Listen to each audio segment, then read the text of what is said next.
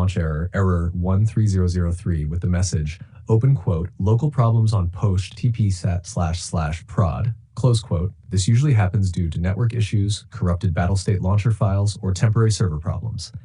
Here's how you can fix it step by step, engaging style for your video/watch time. Fix escape from Tarkov error 110303. Step 1. Check servers first. Before you try anything complicated, check if EFT servers are having issues. Sometimes this error is just on their side. You can check their official status page. Please open your app to see this link, or Battlestate Games Twitter.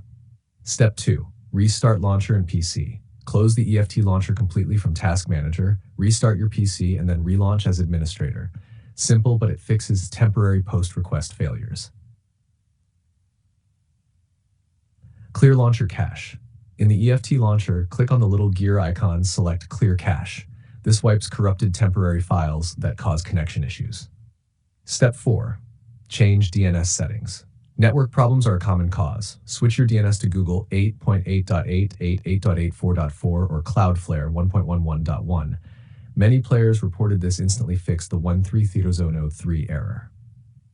Step 5. Reset network adapter. Open command prompt as admin and run.